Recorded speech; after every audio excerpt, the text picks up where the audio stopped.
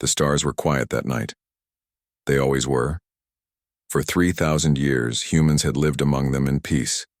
After the great unification of Earth in 2189, humans and their 57 colony worlds had joined the Galactic Concordat.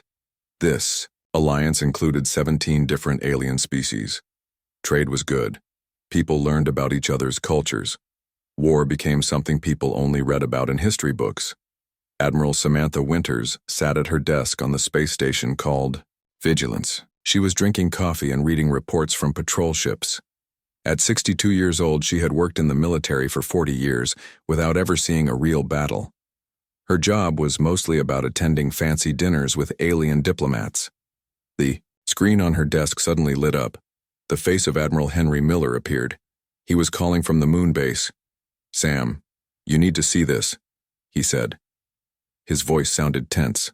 "The Kraxan hegemony just sent this message everywhere. It went out to the whole solar system 10 minutes ago." The screen changed. Now it showed a Kraxan official.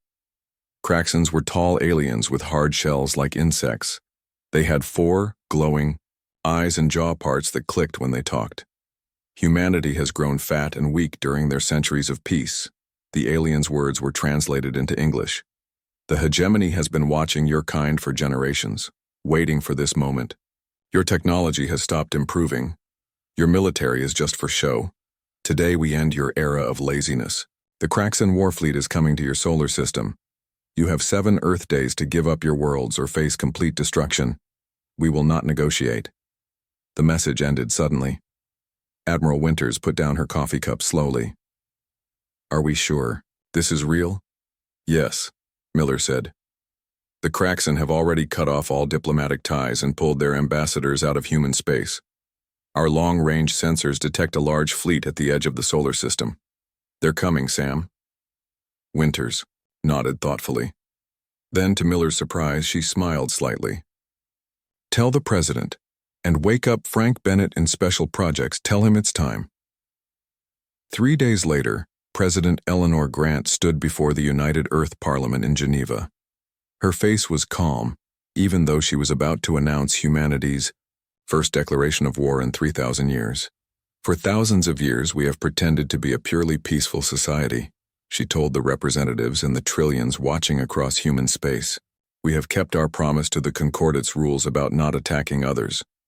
However, humanity was never foolish enough to believe that peace would last forever." On screens around the room, secret images began to appear. They showed massive, underground facilities, space stations disguised as research labs, and hidden bases in asteroids.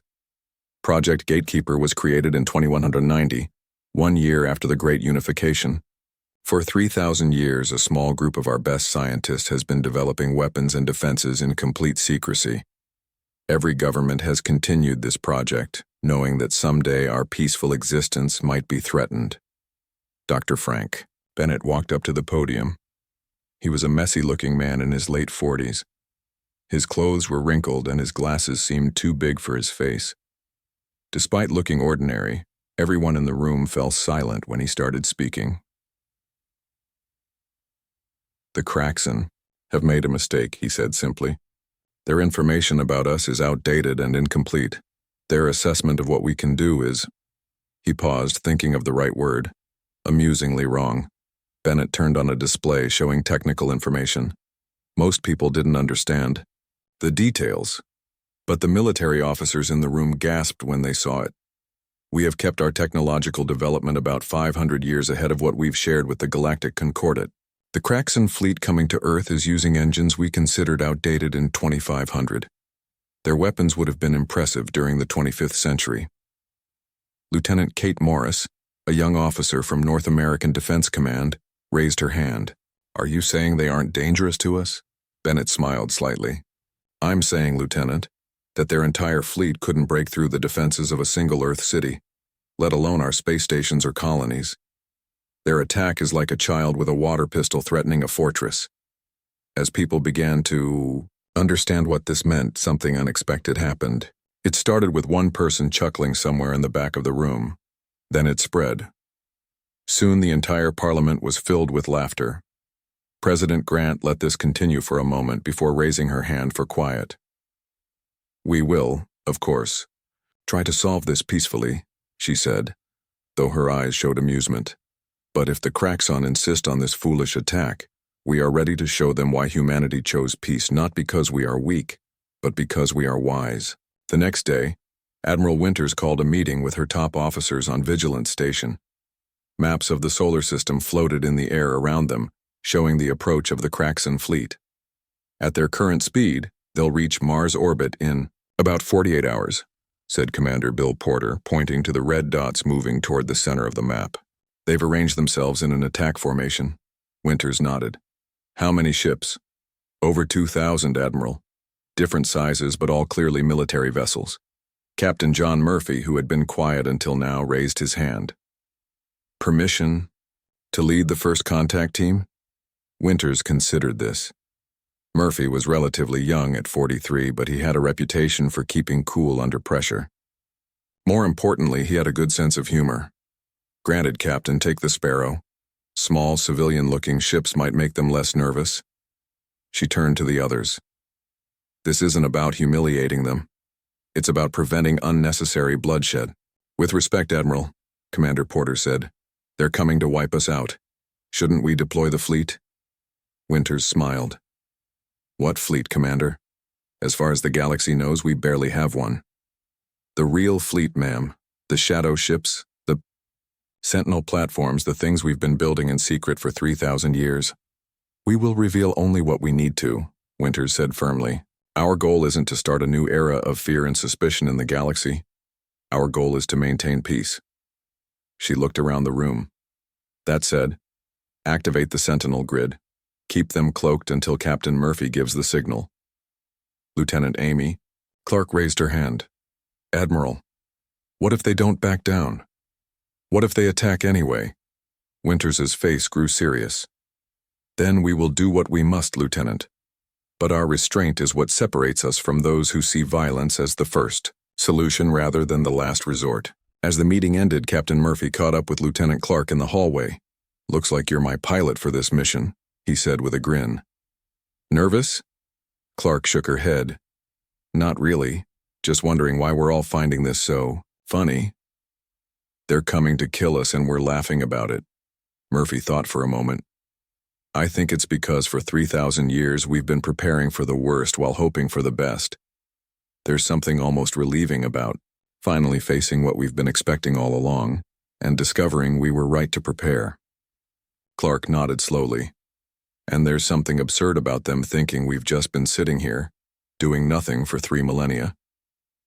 Exactly, Murphy said as they walked toward the hangar where the Sparrow waited. I guess it goes to show that even in an age of interstellar travel and advanced technology, the most dangerous mistake is still underestimating your opponent. Or maybe, Clark added with a smile, the most dangerous mistake is attacking someone who's been living in peace not because they have to, but because they choose to. Murphy laughed. I like that. Let's go meet our would-be conquerors, shall we? Captain John Murphy and Lieutenant Amy Clark prepared the small spaceship called Sparrow for their mission. It was a simple vessel that looked like a civilian transport ship. It had no visible weapons on the outside. This was on purpose. They wanted to appear harmless. All systems check, Clark said as she ran through the pre-flight procedures. Her fingers moved quickly over the control panel. The Sentinel platforms are in position but still invisible to Kraxon sensors. Murphy nodded. Good. Let's keep them that way unless we need them. He turned to the small team joining them, 3 communication specialists and 1 diplomat named Susan Rivera. Remember, our goal is to prevent a war, not start one. Susan smiled. By showing them they'd lose badly if they tried? Exactly, Murphy said. Sometimes the kindest thing you can do for a bully is show them why picking a fight is a bad idea. The Sparrow launched smoothly from Vigilance Station. As they moved away from Earth, Murphy looked back at the blue planet. From here, there were no signs of the massive defense systems hidden beneath the surface and in orbit. No hint of the technological wonders humanity had developed over 3,000 years of secret preparation. To anyone watching, Earth looked peaceful and vulnerable. Approaching the meeting coordinates, Clark announced 6 hours later. Long-range sensors show 20 Kraxan battlecruisers already waiting. That's a lot of firepower just for a meeting. Murphy smiled. They're trying to intimidate us. It's not working, Clark said with a small laugh. Susan looked nervous. Maybe it should work a little. We're in a transport ship facing 20 warships. Murphy turned to her. This transport ship could disable their entire escort fleet in under 3 minutes if needed. Dr. Bennett added some special features before we left. The Sparrow slowed as it reached the designated meeting point between Mars and Jupiter. The Kraxan ships were massive compared to the human vessel. Each one was covered in weapon ports and armor plating. They had been designed to look scary. They're hailing us, said Kevin Ward, the communication specialist. Put them through, Murphy replied, straightening his uniform. The screen lit up showing a Kraxan officer. His 4 eyes glowed with an orange light and his mandibles clicked rapidly as he spoke.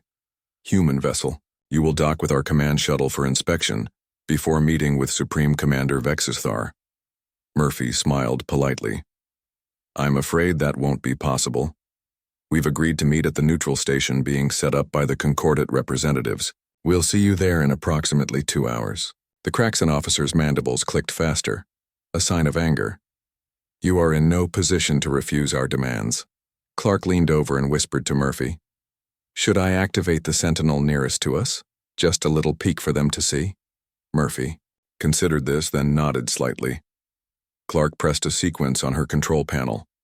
About 1,000 kilometers away, a single sentinel platform briefly turned off its cloaking device. For 3 seconds, it was visible to Kraxan sensors before disappearing again. The effect on the Kraxan officer was immediate. His 4 eyes widened, and his mandibles stopped moving completely. We will meet at the neutral station, he said quickly. Before ending the transmission, Murphy looked at Clark with raised eyebrows.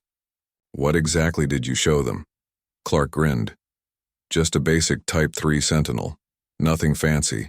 But their sensors would have detected enough to know it could take out their entire escort fleet without breaking a sweat. 2 hours later, the human team docked at the hastily assembled neutral station. The Concordat representatives, a Tellurian crystal being and a Novat with 6 arms, greeted them anxiously. The Kraxan delegation is already here, the Tellurian said, its crystal body glowing, with stress patterns. They seem agitated. That's an improvement, Murphy said. They started out hostile. The meeting room was large with a circular table in the center. The Kraxan delegation stood on one side, Supreme Commander Vexithar and 12 heavily armed guards. Each Kraxan soldier stood nearly 8 feet tall and carried multiple weapons. Murphy walked in with only Susan Rivera beside him. He carried nothing but a small data tablet. Vexithar's mandibles clicked rapidly. Where is your security detail? I didn't bring one, Murphy said casually. Figured it would send the wrong message. We're hoping to resolve this peacefully. The human's calm confidence clearly unsettled the Kraxan commander. Vexithar shifted his weight from one leg to another, a nervous gesture. Your species faces extinction, Vexithar said, trying to sound threatening. Your military is weak. Your worlds are undefended. Murphy sat down at the table and placed his tablet in front of him. About that. There seems to be a misunderstanding. About humanity's capabilities. We've prepared a brief demonstration. Before Vexithar could respond, Admiral Winters and Dr. Bennett entered the room. A holographic image of President Grant appeared at the table as well. Supreme Commander, the President's hologram said politely. Thank you for meeting with us before proceeding with your planned aggression. It gives us a chance to avoid unnecessary bloodshed. Vexithar's upper eyes narrowed. The only blood to be shed will be human. Dr. Bennett activated his tablet, and a hologram appeared in the center of the table. It showed the Kraxan fleet approaching Earth. Then, suddenly, thousands of small objects appeared all around the fleet. What is this? Vexithar demanded. This is a simulation of what would happen if you continue your attack, Bennett explained calmly. Those objects are our Sentinel defense platforms. We have approximately 50,000 of them deployed throughout our system. Currently, they're cloaked and invisible to your sensors. Each one carries enough firepower to disable a small moon. Vexithar's mandibles clicked in disbelief. This is deception. If you had such technology, the Concordat would know of it. President Grant's hologram smiled. The Concordat knows what we've chosen to share. For 3,000 years, humanity has maintained two separate technological paths, one public, one private. Admiral Winters added, "We've kept our most advanced developments secret, not because we planned to use them for conquest, but precisely because we didn't want to." Murphy tapped on his tablet. A new hologram appeared, showing timeline after timeline of technological developments. It showed quantum weapons, advanced shield systems, and technologies the Kraxan had never even imagined. "This is what we've been doing while appearing peaceful," Murphy explained. "We chose peace not because we couldn't fight, but because we remembered what war costs." One of the Kraxan guards leaned forward and whispered something to Vexithar. The commander's posture changed subtly. "You claim great power," Vexithar said, his voice less certain now. "Prove it." Dr. Bennett nodded to Admiral Winters, who spoke a command into her communicator. Outside the station, a small satellite detached from the Sparrow and moved to a position 1,000 kilometers away. A targeting system from one of the Kraxan ships automatically locked onto it. "Perfect," Bennett said, noting the targeting lock on his tablet. "Now watch." The satellite seemed to flicker briefly. Then it completely vanished from the Kraxan targeting systems. Moments later, the satellite reappeared, inside the meeting room, hovering silently above the table. Vexithar and his guards jumped backward, weapons raised. But the satellite just floated harmlessly, then vanished again, reappearing outside, where it had started. The room fell silent. "That was a simple demonstration of our phase shift technology," Bennett explained calmly. "We developed it about 800 years ago. It's considered somewhat outdated for military use now." Clark's voice came through on Murphy's communicator. "Sir? You might want to tell them about the other 10 satellites we've placed throughout their command ship while they were watching that one." Murphy relayed this information with an apologetic smile. Vexithar slowly sank into his seat. For the first time, real fear showed in his 4 eyes. "We have made a mistake," he said quietly. "The good news," President Grant's hologram said kindly, "is that we're not interested in revenge. We're offering you and your people a peaceful way out. Return home. Tell your leaders the truth. Perhaps we can turn this misunderstanding into a chance for better cooperation." Vexthar looked at his guards, then back at the humans. "Our intelligence said your defenses were weak, that your military was just for show." Admiral Winters smiled. "And that's exactly what we wanted everyone to think. Peace works best when it's a choice, not a necessity." Susan Rivera, who had been quiet until now, stepped forward. "Supreme Commander, the Concordat was formed to prevent exactly this kind of conflict. Humanity has honored that commitment for 3 millennia. We ask that the Kraxan hegemony now honor it as well." Vexthar's mandibles moved slowly as he considered his options. Finally, he stood up. "I must consult with my government. This changes our assessment of the situation." As the Kraxan delegation left the room, Lieutenant Clark joined the human team from the Sparrow. "That went well," she said with a smile. "They didn't even try to shoot us." Murphy nodded. "The real test comes next. Will they retreat, or will pride force them to try something foolish?" President Grant's hologram looked at each of them. "Either way, we've shown them a glimpse of what humanity has become. Let's hope they're wise enough to choose peace, just as we did 3,000 years ago." 2 days passed with no word from the Kraxan fleet. They had not attacked, but they had not left either. Their ships stayed in formation at the edge of the Mars orbit. They sent no messages. They ignored all attempts to contact them. On the 3rd day, Admiral Winters called an emergency meeting on Vigilance Station. Captain Murphy, Lieutenant Clark, Dr. Bennett, and several other officers gathered around a large table. A hologram of President Grant flickered to life at the head of the table. "The Kraxan High Command has finally responded," President Grant said. Her face looked tired but relieved. "They're withdrawing their fleet." A cheer went up around the table. Murphy smiled at Clark, who let out a breath she didn't know she had been holding. "However," the president continued, and the room fell silent. Supreme Commander Vexithar has been ordered to conduct one final test before they leave. They want to witness a demonstration of our defensive capabilities against an actual attack. Admiral Winters frowned. That's unusual. And potentially dangerous. Dr. Bennett adjusted his glasses. They don't believe what they've seen. Or perhaps their leadership back home doesn't believe Vexithar's report. What kind of demonstration are they asking for? Murphy asked. President, Grant's hologram looked directly at him. They want to fire upon an uninhabited area of one of our moons with their main weapons. They want to see how our defenses respond. The room erupted in discussion. Some officers thought it was a trick. Others believed it was a reasonable request given the circumstances. We could use Titan, suggested Dr. Bennett. Saturn's moon has no permanent settlements, just automated mining operations on the far side. We have a standard defense grid there. President Grant nodded. That's what I was thinking. Captain Murphy, I want you and Lieutenant Clark to take the Sparrow back out. You'll coordinate with Vexithar and observe the test. Later that day, the Sparrow approached the Kraxon command ship. This time, Murphy brought Dr. Bennett with him. The scientist was excited to see Kraxon weapons technology in action, even if it was primitive by human standards. Approaching Kraxon flagship, Clark announced from the pilot's seat. They're hailing us. The screen lit up, showing Vexithar. The Kraxon commander looked different somehow. His posture was less aggressive, and his mandibles moved more slowly.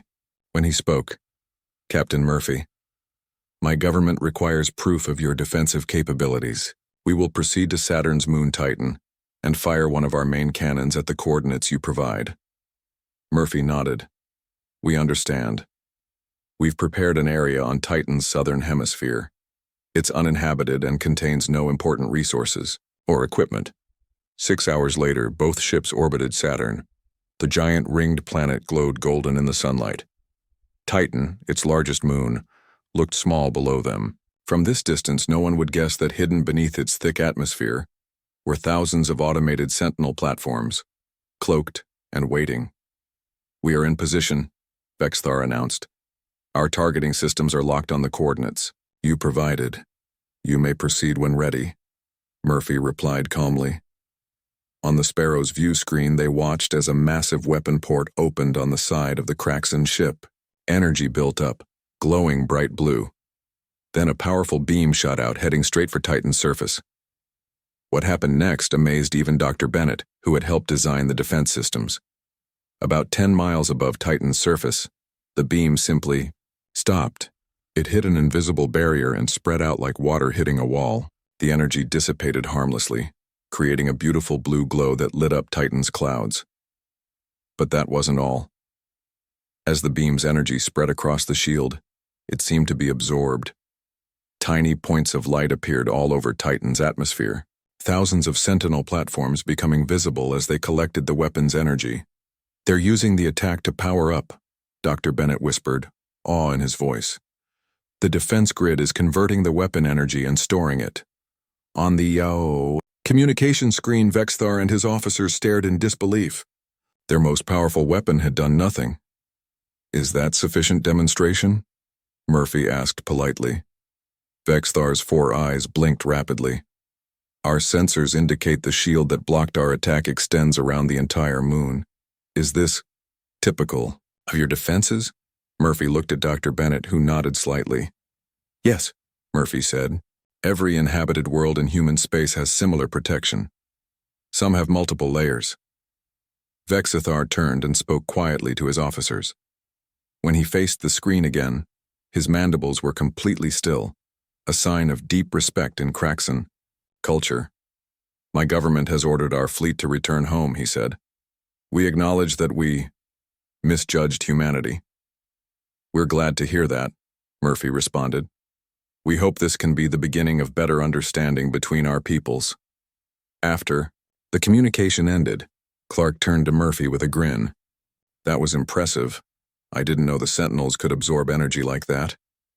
Neither did I, Murphy admitted, looking at Dr. Bennett. The scientist shrugged. It was a recent upgrade, about 50 years ago.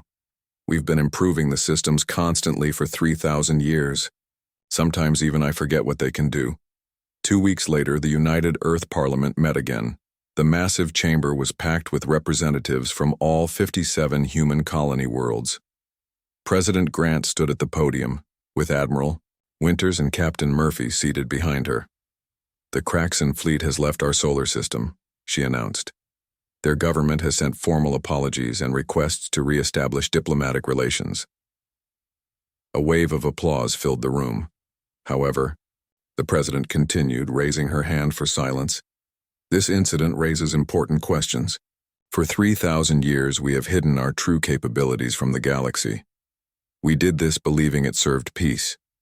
Recent events suggest it might have had the opposite effect." Admiral Winters leaned forward to whisper something, but the president shook her head slightly. "The Kraxan attacked because they thought we were weak. They believed our peaceful nature meant we couldn't defend ourselves. This misunderstanding nearly led to war." Dr. Bennett stood up from his seat in the front row. "Madam President, are you suggesting we reveal our technological advancements to the Concordat?" "Not all at once," she replied. "But perhaps it's time to gradually show more of what we can do, to make it clear that humanity chooses peace from wisdom, not weakness." From his seat, Murphy watched the debate that followed. Some representatives argued for maintaining secrecy. Others supported the president's view. The conversation was passionate but respectful.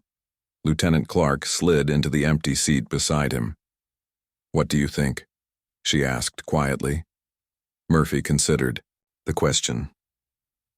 "I think keeping secrets for 3,000 years is impressive, but maybe it's time for a change." "The Kraxan won't be the last to test us," Clark said. "Once word spreads about what happened." "Exactly," Murphy nodded. "Better they know what we can do before they try anything. Sometimes the best way to avoid a fight is to make sure everyone knows you'd win it." President Grant's voice rose above the discussion in the chamber. "For 3 millennia, humanity has walked a careful path. We built the means to wage war while choosing never to use them. Now we face a new challenge: how to reveal our strength without frightening our allies or seeming threatening." She looked around the room, her eyes passing over Murphy and Clark. "The Kraxan came to end 3,000 years of peace. Instead, they may have helped us build the foundation for 3,000 more."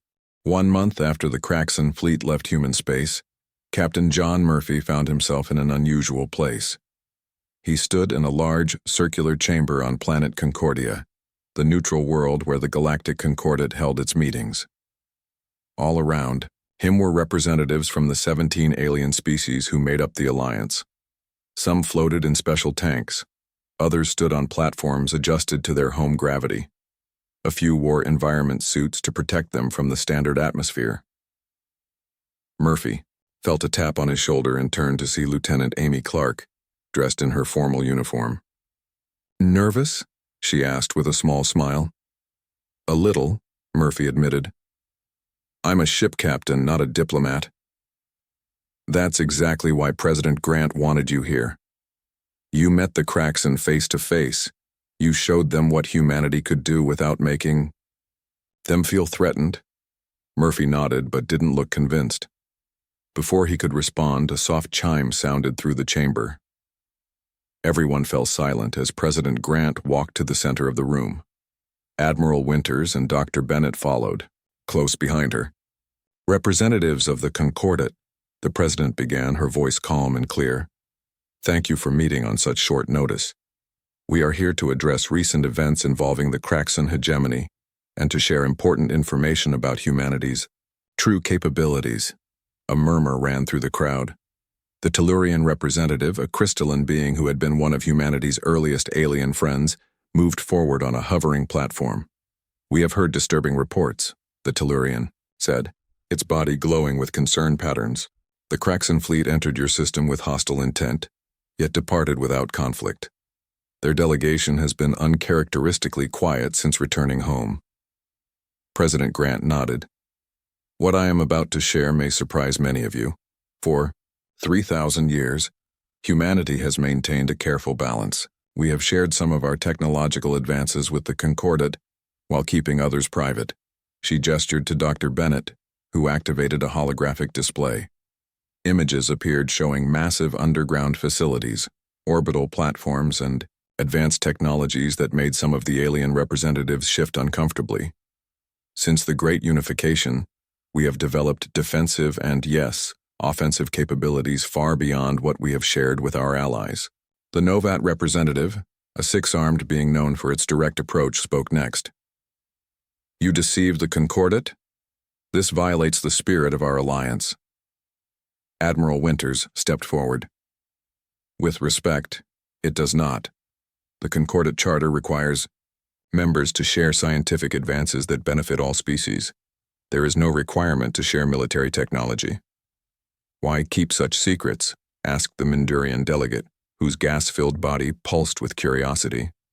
President Grant looked around, the room meeting the eye's sensory organs or visual receptors of each representative. 3,000 years ago, humanity nearly destroyed itself in war. When we unified and joined the galactic community, we made a promise to ourselves.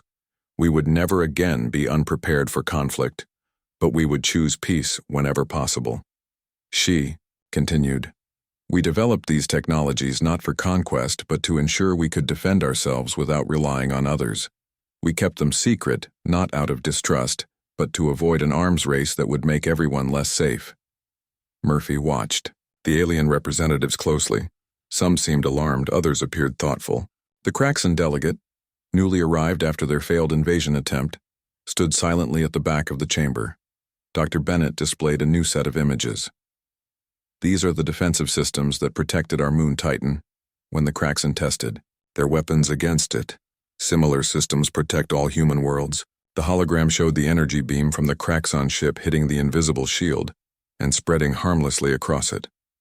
Your defenses absorbed our most powerful weapon? The Craxan delegate asked, speaking for the first time. His voice held. No anger, only wonder. Bennett nodded. The energy was converted and stored, nothing was wasted. He adjusted his glasses. This technology could be adapted to protect other worlds as well. This caught everyone's attention. The chamber grew completely quiet. President Grant stepped forward again. That is our proposal. Rather than keep these advancements secret any longer, we offer to share them, gradually and responsibly, with all members of the Concordat. Lieutenant Clark leaned close to Murphy and whispered, Smart move. Turn a potential crisis into an opportunity. Murphy nodded. And address the fear some might feel about our hidden capabilities by offering to share them. The Tellurian representative glowed brightly, a sign of strong emotion. This is unexpected. Why reveal these secrets now, after 3 millennia? Admiral Winters answered, The Craxan misunderstood our peaceful nature as weakness. This misunderstanding nearly led to conflict. We believe similar misunderstandings could happen again, unless we are more transparent about our true capabilities. The Novat delegate raised 2 of its 6 arms. How do we know you aren't still hiding your most advanced technologies, President? Grant smiled slightly. You don't, just as we don't know what secrets other species might keep. Trust is built over time, through actions more than words. Today is just a first step. For the next few hours, the chamber buzzed with questions, concerns, and eventually, expressions of cautious support. Murphy found himself surrounded by curious alien representatives asking about his encounter with the Craxan fleet. You showed their commander your true capabilities, yet he left without feeling humiliated, the Mindurian delegate noted. How did you manage this difficult balance? Murphy thought for a moment. We showed them enough to make our point, but no more. We offered them a dignified way to retreat. Sometimes the strongest position is the one where you don't need to prove your strength. Later, as the formal meeting ended, Murphy and Clark stood near a large window overlooking the capital city of Concordia. The sunset cast purple and orange light across the alien architecture. Do you think it worked? Clark asked. Will they trust us after learning we kept secrets for so long? Murphy watched as President Grant spoke with the Tellurian and Novat representatives. All 3 engaged in what appeared to be a friendly conversation. Trust is complicated, he said. but I think they understand our reasoning, and the offer to share defensive technology helps." The Craxan delegate seemed surprisingly accepting, Clark noted. Almost respectful. Murphy nodded. There's something about being completely outmatched yet treated with dignity that changes your perspective. Dr. Bennett joined them at the window, looking tired but satisfied. "The president wants us to prepare for the first technology sharing session next month," he told them. "We'll start with the shield systems for smaller colonies and outposts, the ones most vulnerable to attack." "Starting with protection rather than weapons," Murphy observed. "Good choice," Bennett smiled. "We've had 3,000 years to think about how we would do this if the time ever came." He looked out at the alien city. "I never thought I'd see the day. My great-great-great-grandparents helped design the original Sentinel platforms. They always hoped they'd never be needed." Clark watched a group of alien children playing in a park below. "They still weren't really needed, just seen." "Sometimes," Murphy said quietly. "That's enough." As they stood there, they could hear laughter from across the room. The Craxan delegate was talking with Admiral Winters, and something she said had amused him. His mandibles clicked in their version of laughter. 3,000 years of peace, Murphy mused, and all it took to strengthen it was someone trying to end it. And humans laughing instead of panicking, Clark added with a smile. "That too," Murphy agreed. "That too." 1 year had passed since the failed Craxan invasion. The galaxy had changed in ways no one could have predicted. Captain John Murphy stood on the observation deck of the newly built Concordat Peace Center, a massive space station orbiting a neutral star at the center of Allied space. He watched as ships from 17 different species arrived for the first anniversary celebration. "Quite a view," said a familiar voice behind him. Murphy turned to see Lieutenant Amy Clark, though she wasn't a lieutenant anymore. Her new uniform showed the rank of commander. "Congratulations on the promotion," Murphy said with a smile. "Well deserved." "Thanks. You didn't do so badly yourself, Admiral Murphy." Murphy touched the new rank insignia on his collar self-consciously. "Still doesn't feel real. I was happy being a ship captain," the president insisted. "She said we needed someone who understood both the military and diplomatic sides of our new position in the galaxy." They stood in comfortable silence, watching the ships dock at the station. There were vessels of all shapes and sizes. Sleek Tellurian, crystal ships glided alongside bulky Novat transports. Even a few Craxan vessels were present, their once threatening designs now seeming almost elegant. "Did you ever think it would turn out like this?" Clark asked, gesturing at the gathering fleet. "Not in a million years," Murphy admitted. "I thought we'd either stay hidden forever or end up frightening everyone when they learned the truth. Instead, we've got the first real military cooperation in Concordat history." Murphy nodded. Over the past year, humanity had begun sharing some of its defensive technologies with other species. Not everything at once, but enough to help protect vulnerable worlds and colonies. In return, other species had shared their own unique advancements. The exchange of ideas had accelerated progress for everyone. "Admiral Murphy, Commander Clark," a voice called from the entrance to the observation deck. They turned to see Dr. Bennett approaching with a Craxan official. "I believe you remember Commander Kexlar of the Craxan Science Division." Murphy did remember him. Kexlar had been one of Vexthar's officers during the attempted invasion. Now he seemed different, his posture more relaxed, his mandibles moving, in the gentle pattern that indicated friendly conversation. "A pleasure to see you again under better circumstances," Kexlar said, extending a clawed hand in the human greeting style. Murphy shook it carefully. "Likewise. How is Supreme Commander Vexithar?" "He sends his regards. He has been promoted to oversee our new defense cooperation initiative. The experience with your species has changed our approach to galactic relations." Dr. Bennett smiled. "The Craxan have some fascinating shield harmonics technology. When combined with our phase shift systems, the results are impressive. We're testing a prototype on one of Jupiter's moons next month." A soft chime sounded throughout the station, indicating the ceremony was about to begin. The four of them made their way to the grand hall at the center of the station. The hall was enormous, designed to accommodate beings of all sizes and environmental needs. At the front stood a raised platform where President Grant waited alongside representatives from each concordate species. Admiral Winters stood slightly behind her, looking proud. As Murphy and Clark found their seats, the president stepped forward to address the gathered delegates. 1 year ago, a misunderstanding nearly led to conflict. The Kraxan believed humanity was weak because we chose peace.